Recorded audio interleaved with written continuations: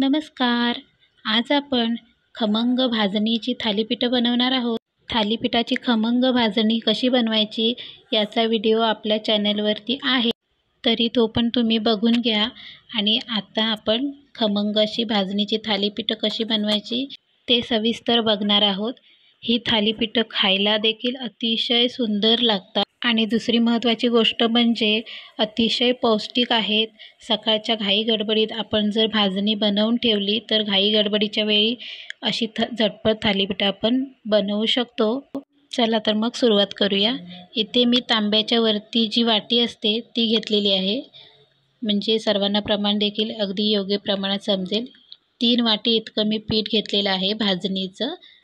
एवढ्या प्रमाणामध्ये 5 ते 6 थालीपीठं सहज बनतात.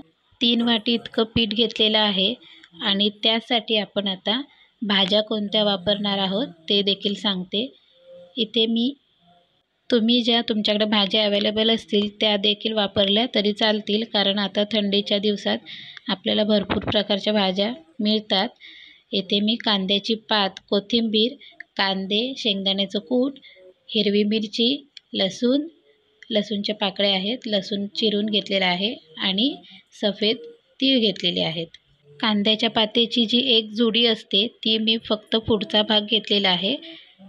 हे पहा, तो संपूर्ण बारीक चिरून घ्यायचा आणि आपण पिठामध्ये घालून घेऊया अशा प्रकारे. आता कोथिंबीर घालून घेऊया. कांद्याची पात घातल्यामुळे कसं थालीपीठामध्ये ती जरा कुरकुरीत अशी छान लागते, म्हणून कांद्याची पात घालायची. आणि एकदम बारीक चिरून घेतलेला कांदा घेतला आहे. 2 मीडियम साईजचे कांदे मध्यम आकाराचे मी चिरून घेतले बारीक. आता आपण हिरवी मिरची घालायची आहे. तुम्ही जितपत तिखट खाता त्या प्रमाणात वापरायची. इथे मी 6 हिरव्या मिरच्या बारीक चिरून घेतलेल्या आहेत. आता शेंगदाण्याचं कूट घालून घेऊया. 3 चमचे इतकं शेंगदाण्याचं कूट मी इथे घेतलेलं आहे. भाजलेल्या दाण्याचं कूट वापरायचं, खूप छान लागतं. आणि बारीक चिरलेली लसूण घेतलेली आहे. हे पहा, 5 ते 6 लसणाच्या पाकळ्या बारीक चिरून घेतलेल्या आहेत. आणि इथे 1.5 चमचा इतके सफेद तीळ घेतलेत, परंतु मी सगळे घालणार नाही आहे, थोडे तीळ घालून घेतलेत. थोडंसं मीठ घालायचं चवीपुरतं. पाव चमचा इतकी हळद घालायची. हळद यापेक्षा जास्त घालायची नाही. आणि हिंग घालायचं 1 चमचा. हळद जास्त घालायची नाही, कारण कसं मग पिवळंच दिसतं थालीपीठ फक्त. आणि आपण हळद का घातली आहे, फक्त कलरसाठी नाही, तर आपण हिरव्या पालेभाज्या वापरलेल्या आहेत, त्यामुळे आपण थोडीशी हळद वापरलेली आहे. इथं संपूर्ण भाज्या आणि पीठ असं चमच्याने थोडं मिक्स करून घेतलं. आता थोडं पाणी घालून आपण पीठ छान भिजवून घेऊया. 1 पेला इतकं पाणी घेतलं आहे मी एवढ्या साहित्यासाठी. थोडं घालून असं छान मळून घेणार आहे.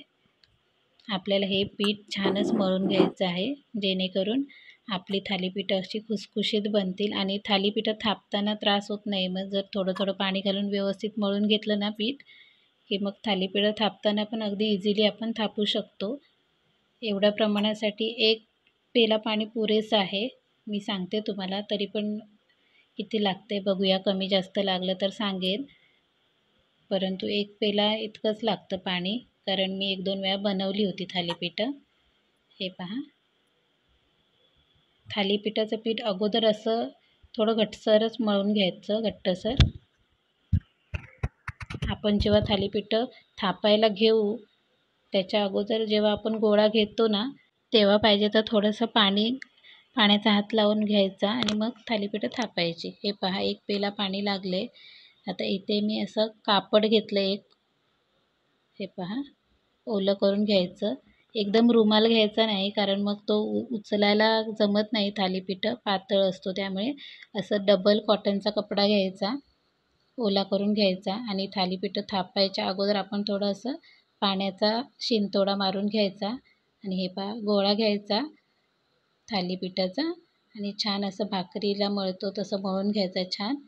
आणि मग असं थालीपीठ थापायचं. थोडं पाण्याचा हात घ्यायचा आणि अगदी इझिली आपण ही थालीपीठं झटपट बनवू शकतो. आणि महत्त्वाची गोष्ट म्हणजे ही भाजणीची थालीपीठं इतकी सुंदर लागतात ना, की आपण वेगवेगळ्या प्रकारची थालीपीठं ट्राय करतो, परंतु भाजणीच्या थालीपीठासारखं खमंग थालीपीठ बनत नाही.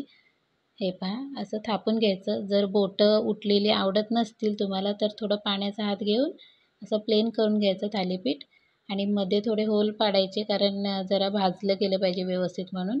आणि तव्यावरती आता बघा थोडंसं तेल टाकले अगोदर आणि थालीपीठ घालून घ्यायचं आणि थोडेसे तीळ घालून घेतलेत आणि तीळ थोडे हाताने असे दाबून घ्यायचे, म्हणजे कसं छान दिसतात आणि खायला पण छान लागतात. जरा साईडने तेल सोडून घेतले. एक 3-4 मिनटानंतर आपण थालीपीठ परतून घ्यायचं आहे. आता तुम्ही तवा कोणता वापरताय त्याच्यावरती पण अवलंबून आहे. हे पहा असं थालीपीठ छान परतून घ्यायचं आणि यानंतर मात्र स्लो गॅसवरती आपल्याला थालीपीठ खमंग भाजून घ्यायचं आहे. सारखं सारखं पलटायचं नाही थालीपीठ, थोडं खमंगपणा यायला पाहिजे म्हणून आपण स्लो गॅसवरती थालीपीठ छान भाजून घ्यायचं आहे. हे पहा किती सुंदर भाजले.